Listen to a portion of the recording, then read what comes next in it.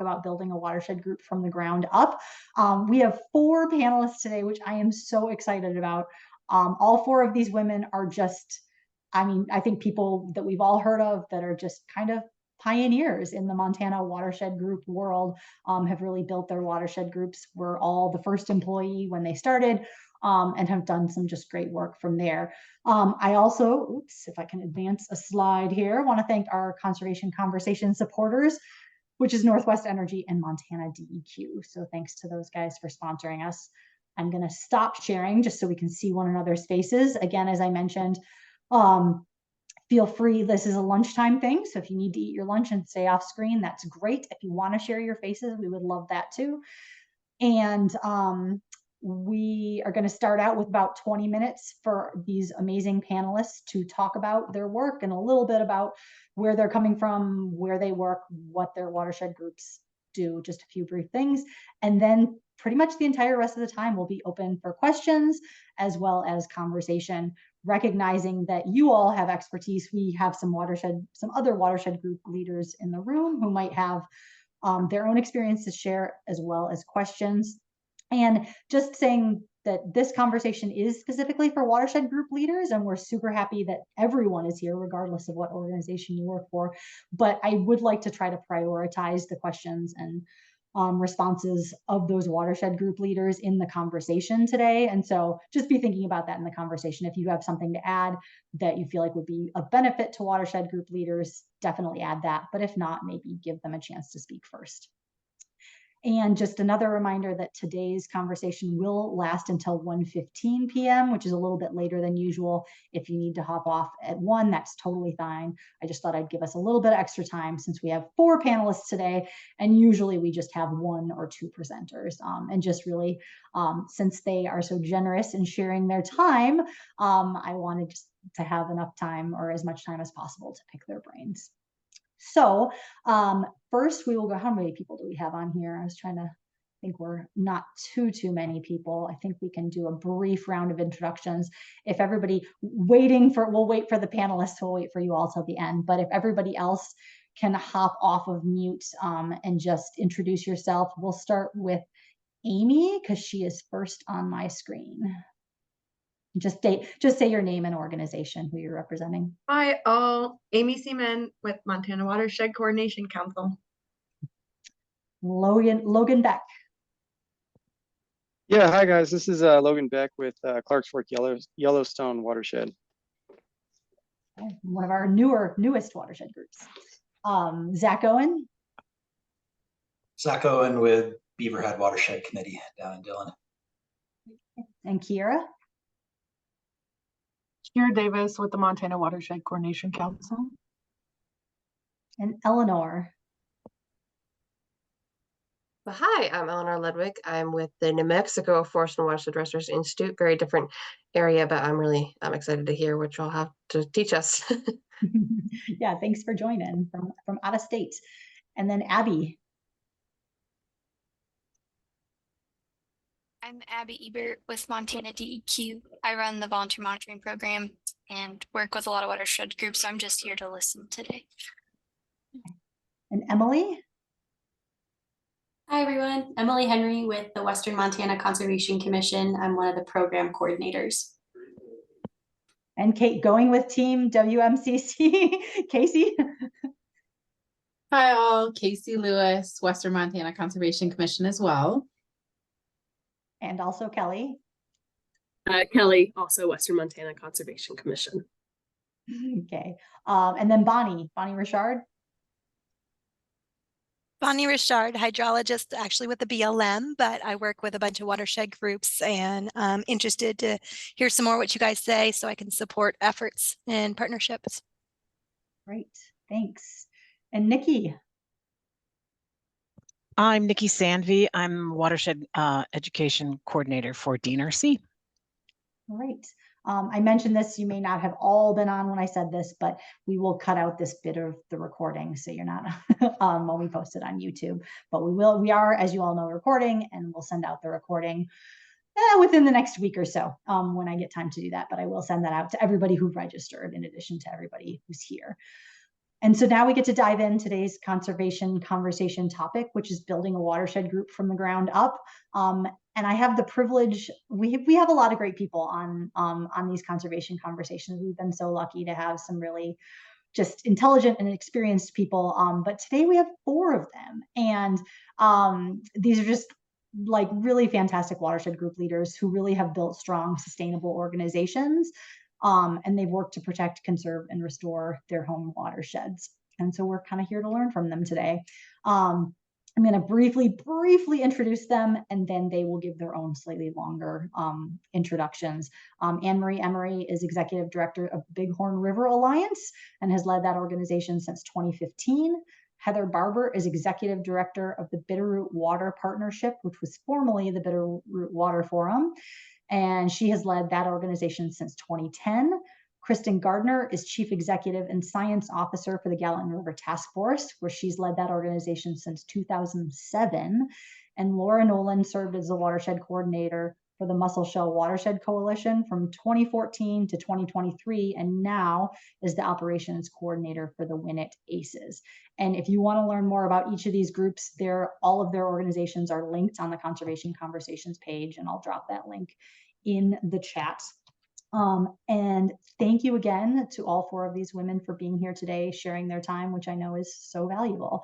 And I'll now pass it off to Anne-Marie to start us off.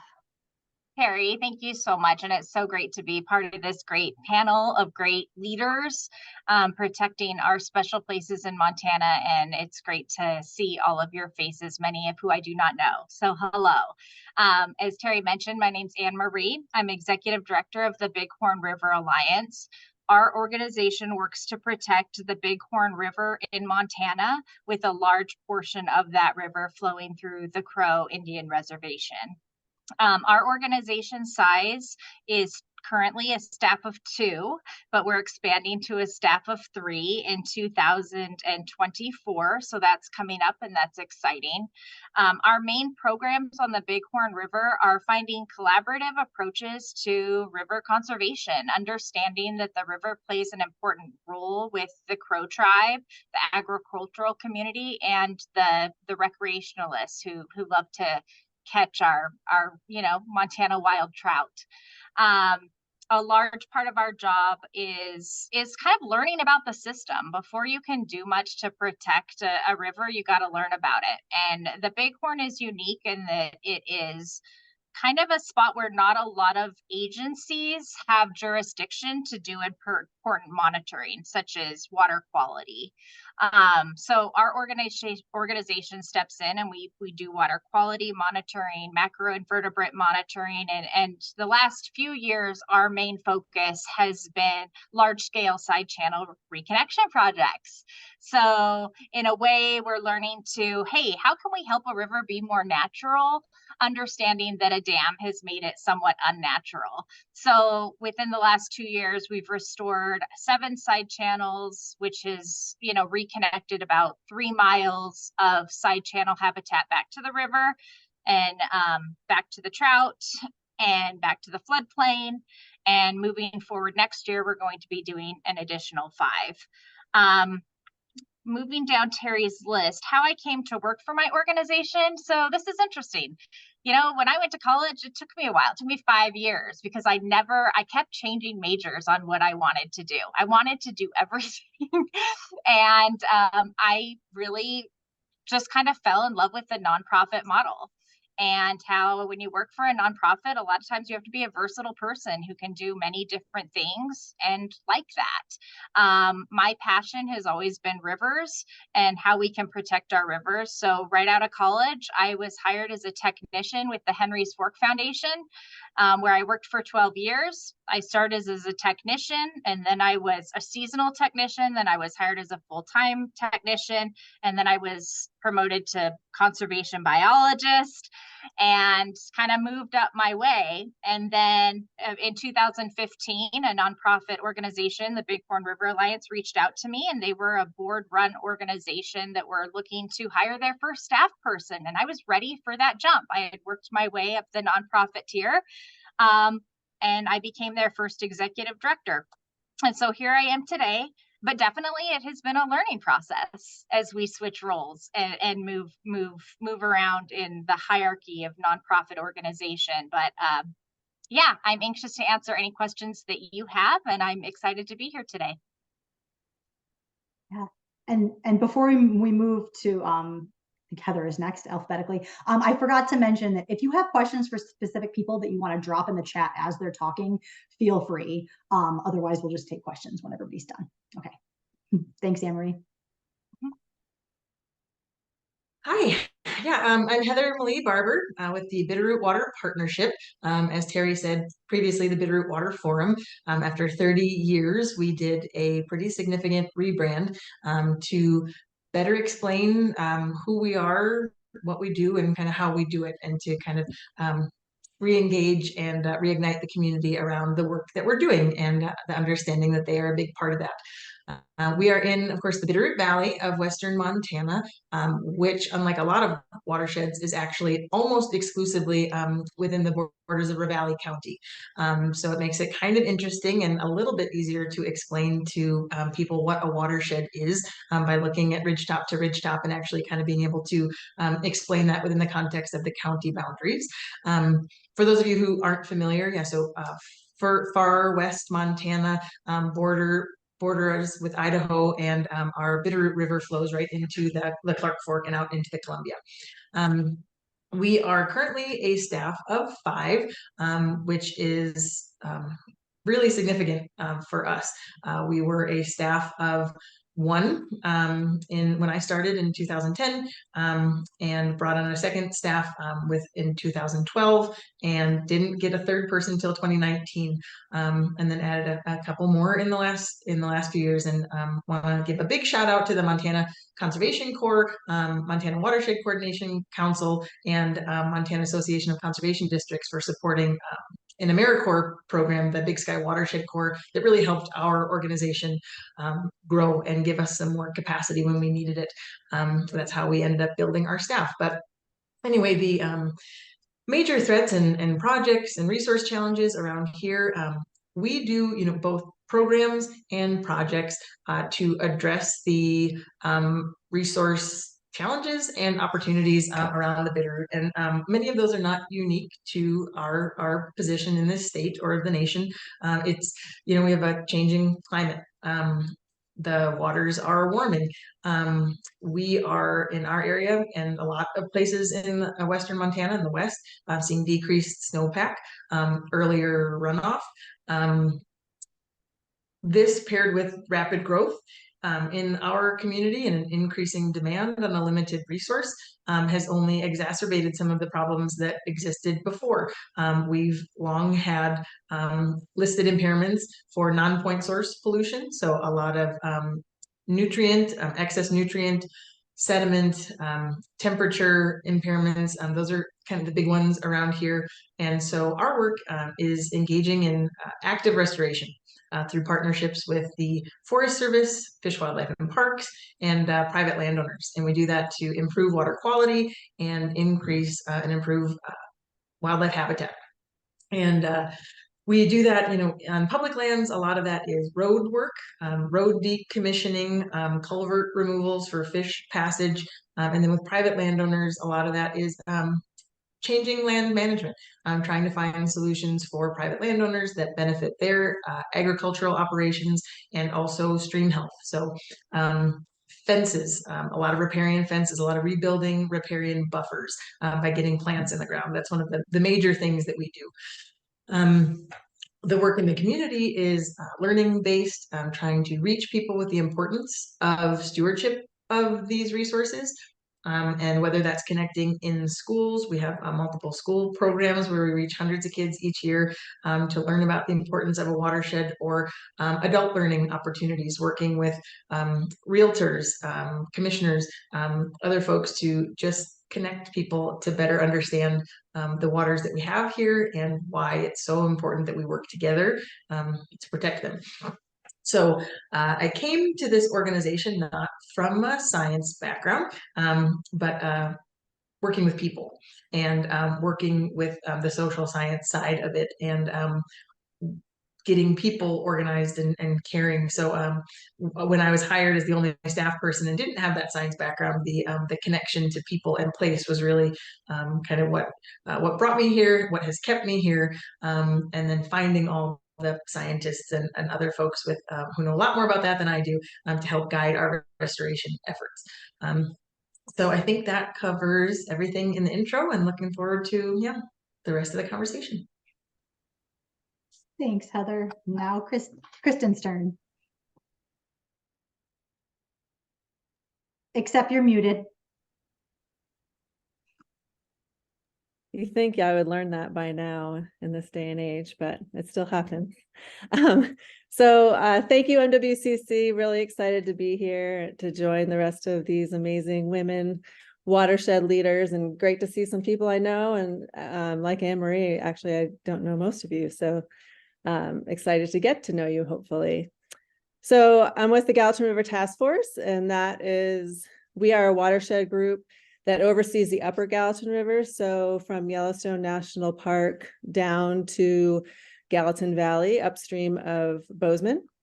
And there's the Greater Watershed Council you may have heard of. They are a watershed group as well, but they focus on the lower half of the Gallatin River.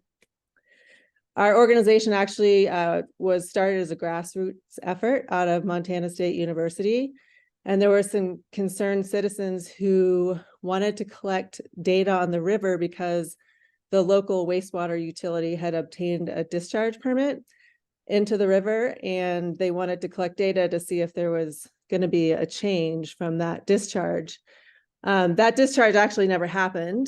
We are a 100% reuse community as far as wastewater goes, but there was a lot of local interest to keep the effort going. And so in 2004, we formed a nonprofit organization called the Blue Water Task Force. And we moved the headquarters to Big Sky. I was hired a few years after the start. There was a previous ED, actually, Katie Alvine. And I was up here doing graduate school work. I am a scientist by trade, and my graduate work was looking at the impacts of land use change on water quality. And so I interacted quite a bit with Katie to get landowner permissions to access sites. I also had a National Science Foundation scholarship that put me into the classroom. So I was working at the local elementary school on science curriculum. And I think it was a couple of years after Katie started, she decided that she wanted to move on to something else, and so asked me if I wanted to take over the position. And I was a scientist. I had absolutely no background in nonprofit management, but the board really was excited for that background and said that I could learn all the rest of it on the job. So I took the job because I also had met my now husband and wanted to move to Big Sky from Bozeman. So when I started, I was half-time, and that was in 2007. And we were primarily focused on water quality monitoring and education and outreach. And part of that was developing the total maximum daily load for a couple of impaired streams in our watershed. And once we had finished that TMDL, we created a restoration plan. And around that same time was when the Big Sky Watershed Core program started. And similar to Heather, we brought on a Watershed Core member. And really that was one of the biggest game changers for our organization, and has allowed us to grow, allowed me to take a step back and focus on developing a fundraising plan and all of those, important documents and processes and procedures that you need to grow. So around 2015, we also did a major rebranding effort. We are now the Gallatin River Task Force instead of the Blue Water Task Force. We have a restoration program where we're focusing on not only addressing water quality impairments, but also we have a lot of recreational use on the Gallatin River, and it's unmanaged. The Forest Service has always managed campgrounds and trailheads, but not river access. So that's one of our restoration focuses. We also have a water conservation program where we give out rebates to address, the water quantity issues that we're seeing more and more of with a changing climate. Water monitoring is still a very important program of ours. We collect data regularly, especially now that the Gallatin River has been designated as impaired by the Montana Department of Environmental Quality. So we're working on collecting data to create TMDLs to address the issues that we're seeing there. So yeah, now we're a full-time staff of 5. We also have 3 contracted staff and usually host 1 or 2 watershed core and a couple of interns. But really, like like I said, the Big Sky Watershed Core program was really a major impact in us growing, as well as we had one donor back around the same time that wanted to put money towards our organization being able to sustain itself. And we were able to hire our first part-time development director. So that's what we do. That's how we got here. Thanks, Kristin. And Laura is next. Hi, everybody. It's kind of a lot of pressure to wrap up. To be the last one, we should have done alphabetical order in reverse order. So I'm Laura Nowlin. I was the watershed coordinator for the Musselshell Watershed Coalition for about 9 years. The Musselshell is in the heart of central Montana. It's almost 6 million acres, the watershed itself. The river is about 340 miles long. So it's kind of a handy little fact. It's approximately 10,000 square miles, and there are approximately 10,000 people who live there. So it's handy math. I was the first staff that came on, and when they hired me, they had grant funding for 6 hours a week is what I was hired at. It worked well for me because I was a ranch wife and a stay-at-home mom, and so that was a good fit for the group and for me personally. But soon after that, the group had already put in a application for a watershed plan, different than a watershed restoration plan, but through DNRC funding, and DNRC was really supportive of the group, has been all along. And with that funding, we were able to hire Karen Boyd. My big piece of advice to anyone on is, Karen is you maybe have missed catching Karen, but if you're able to catch Karen Boyd, that's who you want. And so we did this watershed plan, and that increased my hours, but it was a little bit of a strategic plan in identifying projects and partners and a timeline for getting projects done.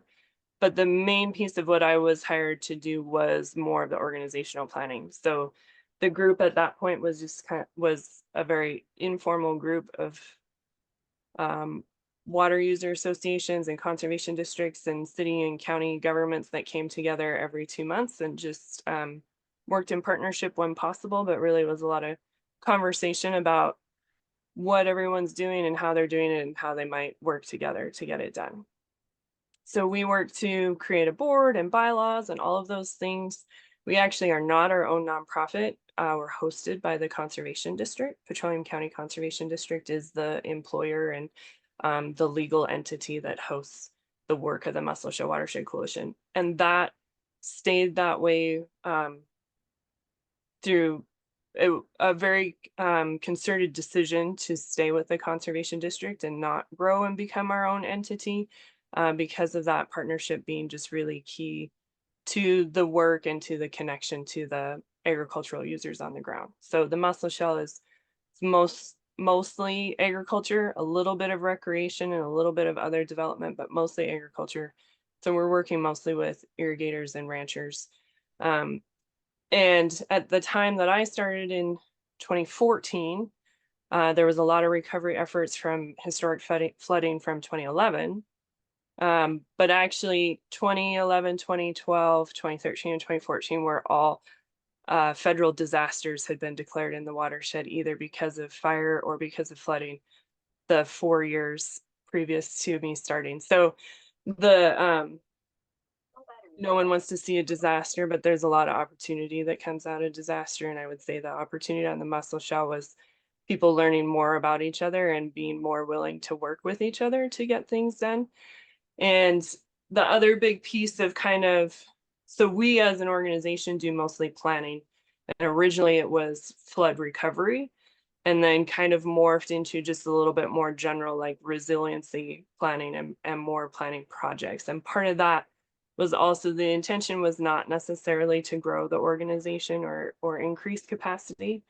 We also have used Big Sky Watershed Corps members, and they've been really key to getting specific projects done. I would say that maybe is its own lunchtime conversation, utilizing Big Sky Watershed Corps members and advice on how to, sometimes it's really great and sometimes it's more capacity than you get. So, you know, there's some tricks to that as well. But we did a lot of planning projects, and that kind of was the intention all along, that we're the kind of the forum where all of the partners can come together and discuss and talk to each other.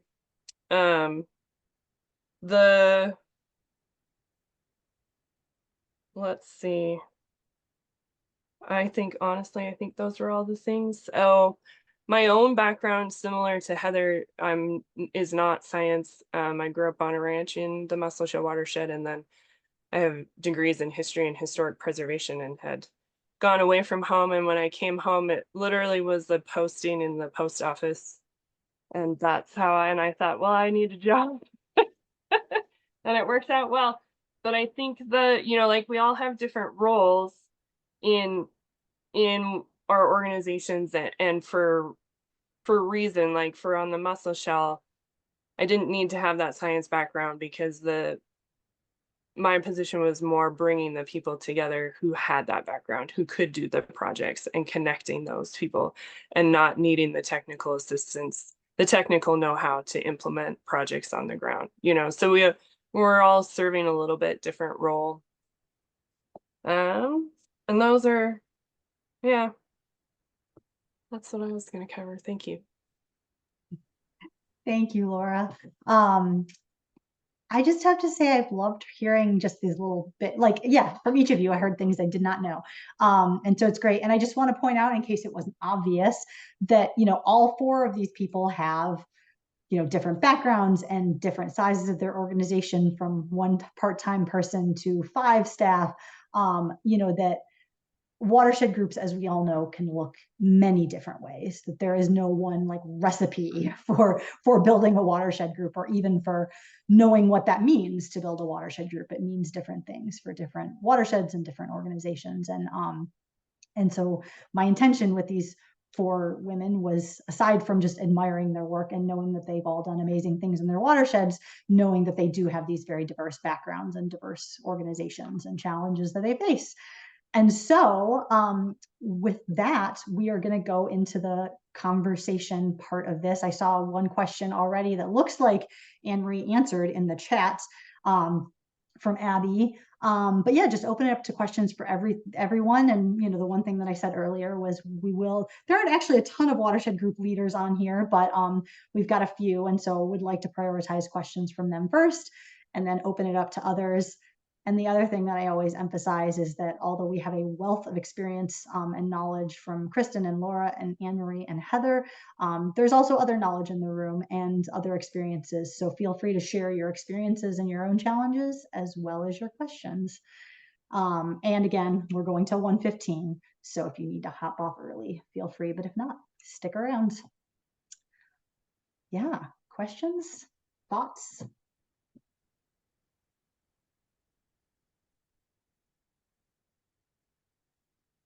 Well, I'm curious if nobody else has something right away. Maybe, well, this is really for anyone, but maybe a little bit more for Laura, just because we were in similar positions, just in that we were conservation district employees. And so I'm watershed coordinator for a watershed committee that's a subcommittee of a conservation district. So I've found that that's both really nice and can kind of hamstring you a little bit. So I think, I don't know that the Beaverhead needs to become the Big Hole Watershed Committee, but we definitely never will under the conservation district. So there's a lot of benefits. You have that direct tie to the landowners. with the conservation district, you have free office space with NRCS, you're covered by the insurance, you kind of have that quasi-governmental umbrella over you that makes it really easy to just get the grants you need to do the work. You don't have to support a whole work staff. You get some of that mill levy, taxes, but it also can be really limiting because you don't need to try to grow like a nonprofit would. So I guess trying to think if I have a more articulate question in there, but I'm curious if you felt that being attached to the conservation district on balance, maybe that organization didn't need to grow because it was a little bit different with being sort of an umbrella for all those different groups, but what you felt on balance, if it was more of a hamper to growth or if it really was just exactly what was needed for that group in that place. Yeah, that's a really good question. When I started, the administrator in Petroleum County had, I don't think that the Musselshell Watershed Coalition would have become a thing if there hadn't been such a competent administrator at Petroleum CD that was able to do a lot of the administration that I didn't have any idea what I was doing. And so I think that was really key in getting started. But I do think that the goals are not necessarily all the same. And the CD is, they have very specific things that they do. And so it can be kind of hard for them to think about doing other things or bigger things or broader things. And when they change staff too, that's kind of, that happens next to us, but not anything that we have any control over too. And so that is a little bit trickier to navigate too than when your own staff changes and you're a little more in control of what's happening there. So I think there's a lot of pros and there are some cons too. Definitely, there are a lot of opportunities through, especially grants that are with the state. It seems like there are several that only can go through a conservation district. And they were really supportive of sponsoring a lot of those grants that they might not have otherwise. But it is tricky too. So one of the reasons then that we stayed attached to the conservation district was just that so much of the work is similar and so many of the partners and the landowners are the same. So it's kind of, you had to communicate no matter what. And we wanted to, that was good. But when you get in a situation where maybe you don't want to, it's good to have that requirement, but it is tricky. And there's a lot of personalities and there's a lot of entities that then come into when you're working with when you are part of a government entity.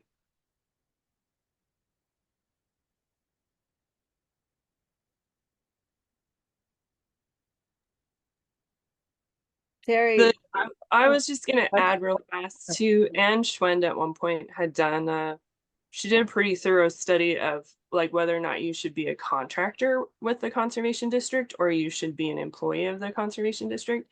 And that would probably be helpful to people who are kind of trying to figure this question out too. And I don't know where that exists. There's a copy of it in the MWCC Watershed Resource Library. It's a little outdated, the numbers are outdated, but it's a handy little thing. And if anybody, I can just include that when I send out the recording too. And Anne Schwend, for those of you who don't know, used to be a water planner for DNRC. And she now works for a nonprofit herself, but I'm guessing that if you wanted to talk to Anne Schwend about that, she would still be happy to talk about it. Mm-hmm. And I think I saw Kristin, you were unmuted. I didn't to jump in. I was just curious to know what % of watershed groups do sit in a conservation district, if you know roughly. Yeah, that's a good question. I don't know off the top of my head. It's not the majority at all. Okay. It's I would say, I'm thinking, is that, I don't know, 4 or 5, not a ton. Yeah, off the top of my head. So maybe whatever that is, 5, 10%, 10%, we'll say. Yeah, but it does work. And especially it seems like smaller group, right? Obviously you kind of, for all the reasons you guys just stated, but I think for groups that, aren't concerned with that growth. And I am, I have a couple of questions that might be helpful, but Logan, I don't want to call you out. You don't have to speak up, but I do know that you are on the board of one of our newest watershed groups, the Clarksville Yellowstone Partnership. So if you have any questions, feel free to jump in. And if not, I'll ask one. Yeah, I'm not on the board. I'm just I'm one of the employees. We have 2 part-time employees now. I'm the technical coordinator. Brooke Million is the just the coordinator. Yeah, so we're pretty new. We're just sort of building up. You know, we have a handful of capacity building grants and things like that. We got some projects coming up, but yeah, I'm just here to learn. I don't have any questions yet. I'm just trying to absorb everything everybody's saying. So I'll ask them if they come to me. Yeah, thanks. And yeah, sorry, staff, not board. Yeah, I just, go ahead. I'll have one. I have one while we were on the subject of the watershed groups that are affiliated or connected, or especially financially connected to the districts. And the admin piece of it is, of course, very interesting to me, but I'd be curious to know, do you think that most conservation districts sort of have similar administrative, I guess, ideals and processes, or do you suspect there are differences amongst them? Like county to county? I'm not sure if I'm asking that correctly, but I'm wondering just how similar they are district to district. In my experience, the conservation district management program annual plans vary widely from county to county. And I mean, obviously all operating under the umbrella of, what makes a conservation district. But I think within that, the administration is different. The supervisors have different abilities and passions. Administrators sometimes actively pursue projects and sometimes are just stuck in the admin category. So I'd say very, very different from my experience in the conferences I've attended and other CDs I've connected with. Yeah, I agree with that. And to a lot of them, well, on the eastern side of the state anyway, aren't very big, and they only have 1 part-time staff to begin with. So and like for us, the Petroleum County CD gets like $2,500 a year in their mill money. That's all their mill money is. So having us and getting admin fees off of our grants is a big piece. They actually, the Petroleum CD hosts a number of the Missouri River Conservation District Council and another group. That's a big piece of how they make their budget.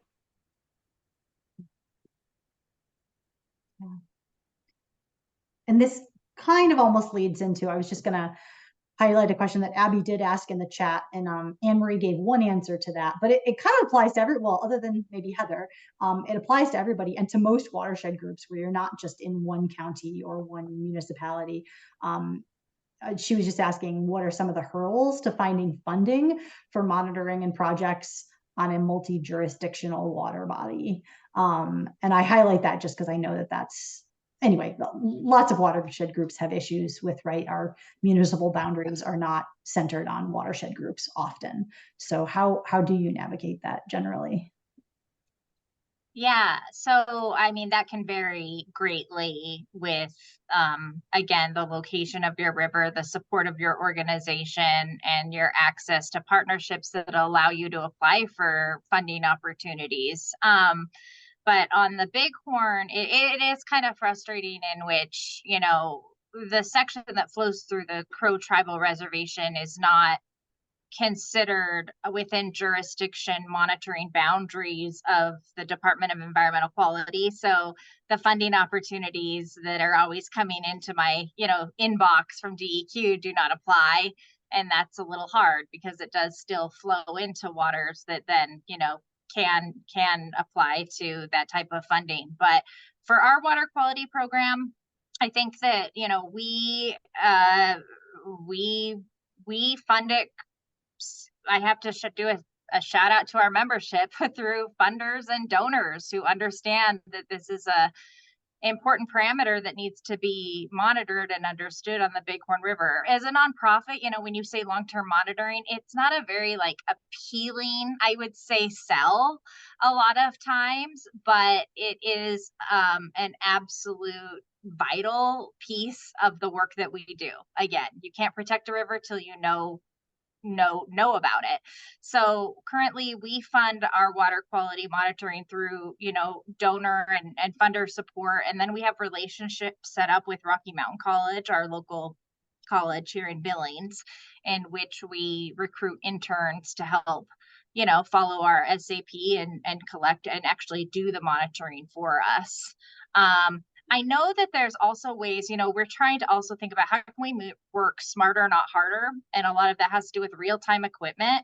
And so when it comes to funding for that, you know, a lot of times if I were to go to USGS and be like, I want to fund a temperature gauge on the Bighorn, I would have to pay them for that. So our nonprofit currently funds like a temperature probe on the Bighorn. However, there are ways in which we can use our conservation district to, because if the conservation district funds a real-time monitoring device, then USGS will contribute to that, but it has to be a government agency in which they'll contribute to. So a lot of times a conservation district can be used to funnel money from the nonprofit through the conservation district to receive matching funds from other state agencies.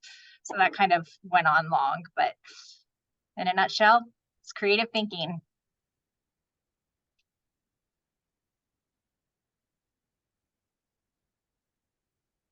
Anyone else's thoughts on that?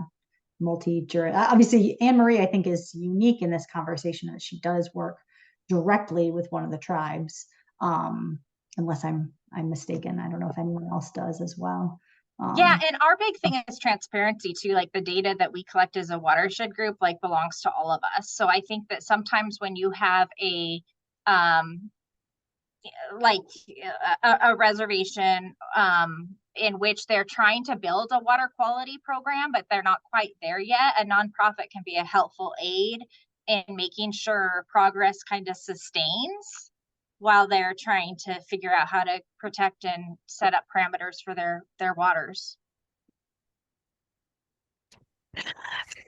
Yeah, I was thinking this could also go outside of funding, but like a lot of on-the-ground projects require permitting in different aspects, and a lot of the watershed groups are either on like either different counties, but also like federal lands that have an additional requirement. How does that work navigational wise? What are the things that have been successful for you guys and like managing that potential, especially like Forest Service projects or yeah. I'm just gonna, I know that Heather is gonna have stuff to say on this too, but I gotta leap in because this was a big learning process for me. Permitting is complex and it has to be done right. And it is very complicated, especially when you're flowing through state land, federal land, tribal land, right? It's just, and you don't have to know it all. You know, if you're a director, you also outsource, you have contractors in which you hire to kind of lead projects, and part of their area of expertise is the permitting process. So for us, that's, you know, of course I'm in the loop with this and these communications and these permits, but I'm also not expected to have to know the ins and outs of, you know, I hire somebody to help me with that. Did anybody else want to speak to that topic, the permits or the jurisdictional? Similar to Anne-Marie, we outsource contractors to work on all the permitting for our projects. And I guess what I will speak to, we are struggling with the NEPA process for the Forest Service. They just don't have capacity, particularly in one area, archaeology, to move forward some of our projects. So we're actually looking at hiring a contracted archaeologist, essentially, that the Forest Service would approve, and we're in the middle of that. And I'm hoping, because we've been waiting years for a couple of projects since the previous administration, just the priorities were not stream restoration, so they're slowly turning the ship, but it's taking a long time. So anyway, Permitting has been a struggle with the Forest Service, but otherwise, like, we have somebody else handle that. And I'm in the loop like Anne-Marie, but not getting into the details of the admin and all that.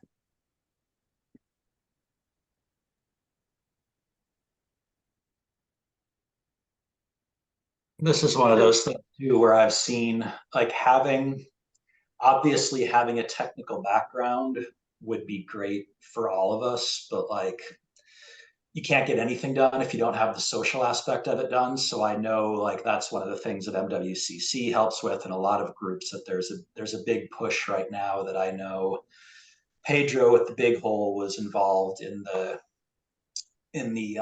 what's a better word than stakeholder, anyway, the kind of focus group for the 404 Army Corps permitting, because you're trying to do a beaver dam analog, and you're having to go through the same process as a strip mall being built in a wetland would have to go through, or at least it feels that way. So they're trying to work with groups like ours to figure out like, okay, this is what you're doing. You don't need to jump, if you meet these criteria, we can take a whole bunch of the requirements off. And so while getting up to speed on the technical aspects of all this can be important, because they keep getting more and more technical to where it feels like none of us are going to be able to do this anymore. We just have to hire it out to consultants that are more sophisticated. And I hope it doesn't go that direction, but yeah, it's those partnerships, it's groups like MWCC and all of ours that help foster those different relationships that hopefully get agencies as large as Army Corps to bend some rules for us or make new rules, and to partner with those groups that do have the in-house expertise to take these on, because they really are complicated. If you can believe it, I've been here almost going into my 7th year, and I'm filling out my first Army Corps permit just right now. And it's, like some of it's pretty basic, but a lot of it's not. It takes a lot of work. And it's hard. You have to like tailor your expectations. And Heather, you can probably, I hope you can relate to this, right? When you were a sole employee, and I was too for a while, like you have to not only apply for the permits, you have to secure the funding. You have to it is just, the permitting is such a small slice of the pie. And so if you apply for grants and you secure the funding and you get the permissions, and then at the 11th hour, you're ready to go out and you're ready to do something meaningful for your river. And then you get a note from the Army Corps saying, oh, we need a further wetlands delineation survey. And then you have to go in your grants and be like, can we extend this another year? It's a timetable that's hard to navigate. And I know for me, if we didn't have a contractor, and maybe this mostly applies to those nonprofit groups that do have small staff capacity and don't have somebody hired as a full-time technical person, you can easily go down a rabbit hole with that process, but then you're not able to also focus on actual funding the project and all of that, the other grant requirements. So it's tough waters to navigate at times, for sure. Yeah, and to add to that, I know that Pedro is somewhere twitching just thinking about working through this process, but we're lucky to have the Pedros and the people who are willing to put the extra time in and who have the staff capacity to take his experience and expertise and do something with it to benefit groups beyond. So he's over with the Big Hole Watershed Committee, for those of you who don't know, and has dedicated a lot of time to navigating some of these issues that some of us don't have the expertise or time to try to push and to work with the higher ups and the agency folks and regulators to try and change some of these things for the better. And within that, I want to say, the permitting and those other bits is the partnership piece is huge. And we'd mentioned that, we talked before this call, about what do we want to make sure that people know. And it's that idea that there are other people who can help you. And so I think with a lot of folks, it's just getting out of your own way to ask for help and to admit that you don't know how to do it, that you've never done an Army Corps permit before, that you've never done a Conservation District 310 permit before, and that there are people who can help you with that, the district supervisor or folks from the Army Corps, somebody from your local floodplain office. And I want to make a plug here since there's a lot of folks on this call who aren't watershed group people. For you agency folks, like adopt a watershed person. Reach out. Someone mentioned at the beginning of this call, just trying to figure out how to better support the local watershed group. And we have been so fortunate to have incredible partners at DEQ. And I have to give a shout out to Laura Rennick, who is no longer at DEQ, but was a project manager of mine when I started. And if it weren't for her, bringing her expertise from working in the agency that I was completely unfamiliar with, her kind of holding my hand through the process. I walked into grant files that were, like inches thick and didn't know where to begin with it. And she helped me navigate that process and helped the, at the time, Water Forum, but our water partnership put in for a watershed restoration plan. And I wouldn't have even known that that was going to be the key to so many things that came after that. I just wasn't in the position to know that that was what would create the access to the DEQ 319 funding program.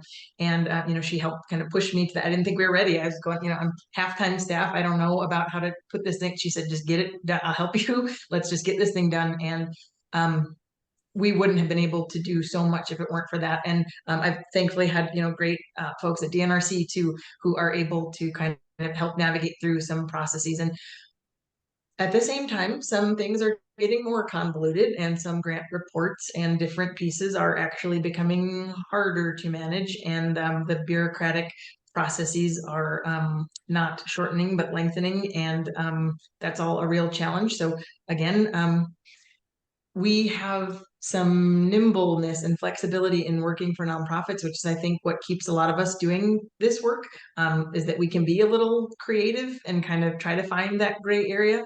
And just asking for and suggesting to those agency partners and other people who hold some of the purse strings or know how to get through that red tape to please help us figure out how to do that so that we can get more done together. Yeah, thank you for that, Heather. And it just makes me think of, anyway, I just want to highlight that, to repeat what you said, which is that, like, if everybody from a state agency that's involved in conservation adopt a watershed group. I think that's a great idea. Yeah, I mean, MWCC can't do it all. We're just 3 people. Yeah, that's just such a great, and to thank all that, because I know that the agency people who are on here are agency people who are doing that, right? Who are really doing what they can in their spheres to help out watershed groups. So I was just going to add to that in kind of a different way with the permitting, that actually is an example of one of the reasons that we stayed small and with small staff, of just deciding we're not going to take on projects where that's what our staff is going to need to do, because it's, it's such a big jump. And so we do support on the ground projects though, but through the conservation districts or the counties, we've helped them get funding for on the ground. But then that really is our role, is just administration of dollars and not the projects themselves. So I don't know that is the way to do it. That's just one way. That was one way we stayed small and stayed out of those very technical, frustrating things, was just let somebody else do it. And we just helped provide funding. Yeah. Use the network. That kind of, you all touched on this a little bit, but I didn't know if there was anything more from the panelists or anybody else about, this came up a little bit when the 5 of us got together to talk before this conversation, just like how sustainability can look different for different watershed groups. And I was curious if anybody had anything more to say on, what does sustainability look for your watershed group? Because it was, as we know, in the nonprofit world and the conservation world, there is always more to do. We are never going to do all the things that we want to do. And so, like, what does that sustainable level look to you? Have you figured that out? Are you still figuring that out? And then also, maybe, what does it look like for you personally as the leader of your watershed group? What does sustainability look like for you as a human trying to do all this work?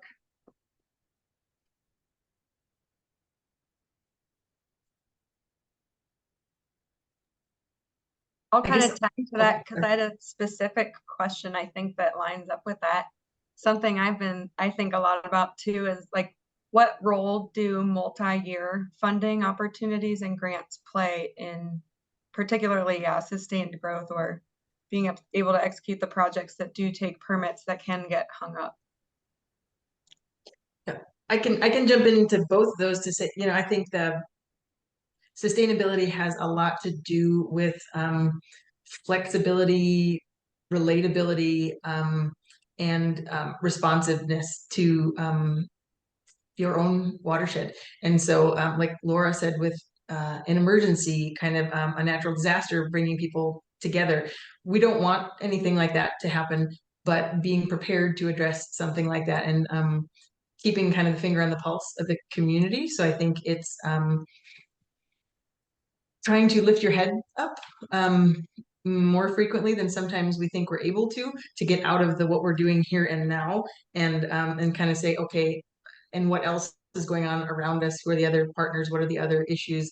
How can we continue to support one another and work more closely together? I think with some of these partners, there's I think because of limited resources, funding wise, there can be some competition between organizations for funds and projects. And I think, again, if we can sort of try to get out of our own way and put some of the pride and ego aside for some folks to get things done collaboratively, I think that is where sustainability can come from, because we can't do it alone, and we won't be as effective alone.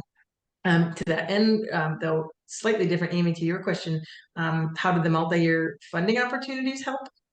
Tremendously.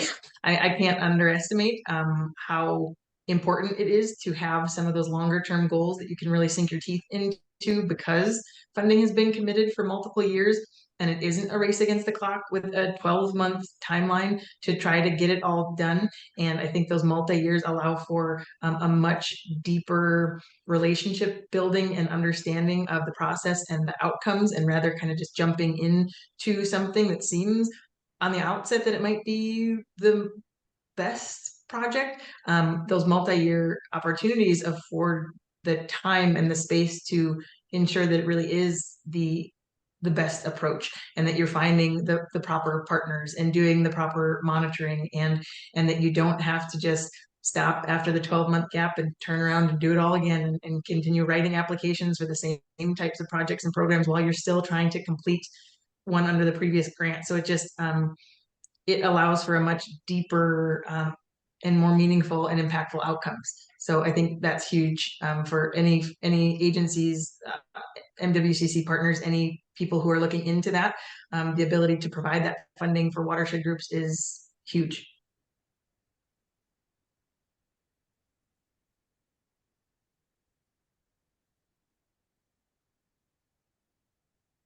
I'll add on, I fully agree with Heather on the collaboration and the partnership piece. Like, that's really allowed us to expand and have a much greater impact in our watershed. And I think, like, if we are considering bringing on more staff, it's really important that we have, a well thought out plan that we can sustain, operational funding. I mean, that's one of my biggest, like, what keeps me up at night is that we are able to sustain our operational funding and keep the great staff that we have currently and maintain, a healthy life work balance. That's really important to me and really important to my staff team. And I think also helps keep people there, because when you lose staff, that's like, I mean, that's when you just really lose your steam. And I think we really prioritize making that. Our staff and board both have prioritized that for our organization. So I would love, there's a couple of positions I'd love to add, but we need to make sure we have a financial plan to get us to a stable point and be able to maintain that for the long term. I think I really like that you said that. And I want to circle back and actually probably ask a question to the other panelists in a second. But when it comes to like sustainability, remember, your nonprofit exists because there was a need identified to protect your specific geography. And that is in itself, like, what is the response? Like, why was that? What was that point that created this need for this nonprofit group? And what is the need moving forward outside of if that particular issue has been addressed, right? So in a way, you have a lot of people that care about your place and your river, or your nonprofit wouldn't exist, right? And I think that part of our job also as directors and watershed leaders is to harness that collective passion for place. And you have to make sure that you're in tune with your membership, in tune with your partnerships, to sustain that. But I wanted to ask the other panelists, we talked about this prior to this Zoom call, and about the, keeping staff. What do you guys feel like, those of like, especially, Heather and Kristin, what did you guys, what do you feel like right now in today's day and age is potentially affecting your staff's morale? Or maybe keeping them with you? Like, are they leaving? Are they burnt out? What are some of the issues you're facing there? I was actually just direct messaging Kristin about this, and I think in our growth period, we've had major changes in COVID and people moving and remote work and all of that, but so significant changes. And I am now, 13 years into my organization, and my most senior staff, aside from that, is less than 2 years. And we have 3 other staff who are all less than 1 year. One is celebrating an anniversary today, but I think a lot of that is the nonprofit world, and we've discussed this before. Salaries are not generally comparable. People could make more working for agencies, but Emery, like you mentioned, it's the heart and the passion, and I think some of the other bits that come along with it, being able to get creative, that help keep people inspired and engaged. But the morale piece is big, and the salaries and the flexibility, the leave, the paid time off, the supportive work environment. I mean, I think trying to create those, but it's challenging. Your growth, and you want to pay people as much as you possibly can, but that there's a threshold there, and trying to keep up, because like Kristin said, that what keeps you up at night, imagining once you hire that person, you're responsible then, and so making sustainable trajectories and salaries, and trying to stay within that, understanding that the grants don't always come in, the checks don't always come in consistently, and trying to support all of that and maintain it. So I'll let you know in a couple of years how many I'm able to retain, because I hope, like hell, that I hold on to every one of them. But yeah, those pieces are tough. Yeah, and conservation at its heart is really about people, right? And so having a good nonprofit team is so instrumental. So I would definitely echo Heather and Kristin, what you guys said about, wanting boards and members and supporters to also know that you're investing in people who are dedicating their lives to protecting a place that's important to you, and understanding that. I hate to jinx us, but we're in a really good spot right now. We did experience a lot of turnover like 4 or 5 years ago, and the board really saw what that did to our ability to move forward projects. So I was able to convince them to increase salaries, which I think has helped a lot. But I don't think that's the only thing. I think having that life work balance that I talked about, and then also just a real team culture, and making sure that you're spending time outside of work together, getting to know each other, allowing everyone to pitch in and give their opinions on whatever the issue might be. And so I don't know, we've come to a really good spot. I've also talked to a lot of consultants about this, so there's been a lot of work to get us to where we are now, and knock on wood, hopefully we stay where we're at for a while.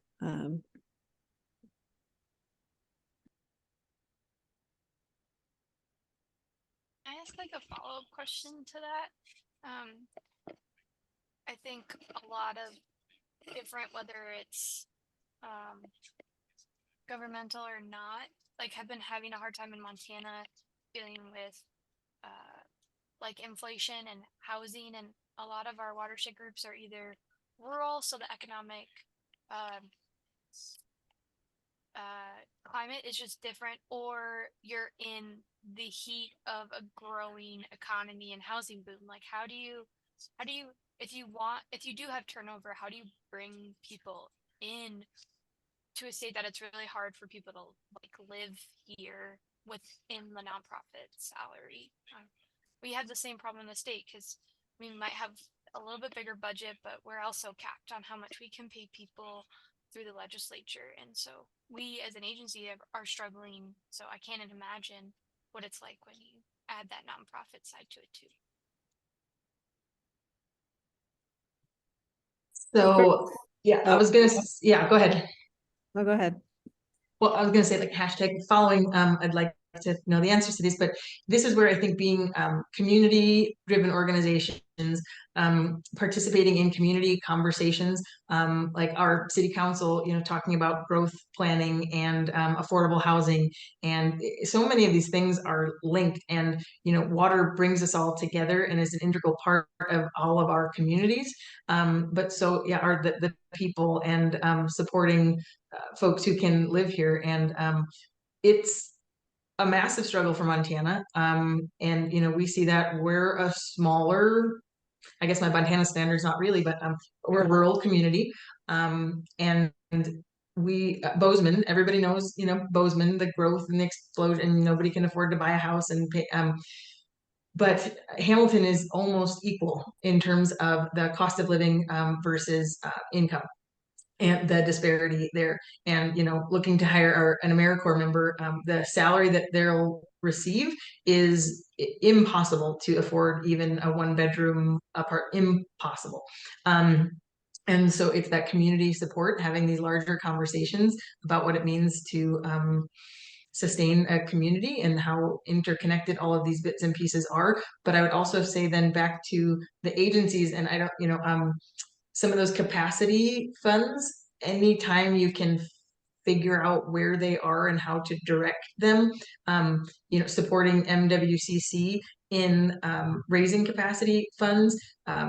It's because MWCC was able to give us a stipend to help offset the cost of our AmeriCorps members' stipend for the year, that we can afford to pay the rest of it, and then hopefully even drum up potentially some dollars for housing fee. But I don't have housing fees for my staff. You know, I'm not able to provide additional stipends because the cost of living went up 8.7% last year. You know, when you're looking to hire people, the annual cost of living 3%, you know, working in that loop is completely different now. And ongoing battle. I don't have the answer there, but again, I think it just comes down to federal grants and different opportunities that are out there trying to bring them here, and then the teamwork that, like Kristin said, making it worthwhile, and understanding that at the end of the day, we get to be in Montana, full stop, working for something that matters to us and to Montana. And there's paper pushing and number crunching involved with all of it, but it's so much more. And the fact that we have jobs at all in these arenas, sometimes I still, you know, pinch myself. And so recognizing that there's greater value to it than just the paycheck, but damn, we have to work hard to figure out how to improve that for everybody. Ooh. Heather, I feel like that's the sentiment we should end on. I don't know if anybody has any. I feel like we have time for one more thoughts, perhaps, from a panelist or anybody before I wrap us up here. Yeah. And I also did just drop in the chat because I realized some people, Heather was involved in this for sure. I think probably Kristin and Laura too, but the watershed approach to conservation. I realize we do have a lot of newer people on here who might not be as familiar with that, but it's sort of, you know, what MWCC is founded on, and, you know, years ago reached out to all of our partners, like, how do we define what you're doing, right? And it's this collaborative, consensus-based, focused in a particular geography, you know, not focused on litigation, focused on people coming together. And that's hard. That's so hard. And it's also, it's what's going to save us. I say that all the time. And so I really appreciate, I feel like every single one of you has expressed that sentiment to some extent, that like the ability to be able to work in this space is really a privilege, and we should be making more money. You know, it's both. But it is a very, yeah, it is an honor to work within this network, the MWCC network, and with all of you. And I do, I want to thank again all the agency people who are on here. To that point about, you know, agency support, I know DNRC and DEQ have gone out of their way recently to provide support for MWCC. I know they by and large do the same for watershed groups too. So I do want to, even though this wasn't the focus of this conversation, I do want to thank all the agency people who are on here and doing their best in that exact same realm. And thank you, of course, to all the panelists. If you want to know more about the watershed approach, if you don't know it already, there's that link in the chat. And thanks again to our Conservation Conversation sponsors, Northwestern Energy and DEQ. Just so you know, the next conservation conversation is going to be at noon on Wednesday, January 17th. And that's going to be with Zach and potentially a couple other MWCC board members about leadership, something we were talking about, right? Leadership transitions specifically. Staff, yes, but specifically transitions, because MWCC just went through that. Amy, our executive director, just started in August, and there was a whole process really ongoing with that whole transition. And so for those of you who are interested in that, I'll drop the link to the Conservation Conversations page where you can find that in the chat too. And I will, again, it'll probably be next week. I'll email everybody this recording and that spreadsheet from Anne Schwend that was brought up. And what else? Yeah, I'll drop this chat anyway. Yeah, that's pretty much it. But just thank you all for being here. Thank you especially to Kristin and Laura and Heather and Anne Marie for being here. Yeah, it's been so valuable to have this conversation. And I hope that this conversation continues too at upcoming MWCC events, which we will be sharing soon. And on the MWCC Watershed Coordinators Forum, and we're trying to get more people having conversations about that. So again, just thank you, especially to the panelists, but also to everybody who's out here working to protect these places that we love, our home watersheds, and our homes and resources here in Montana. Thanks, everybody. Thanks, Terry. Thanks, ladies. Thanks. Thanks.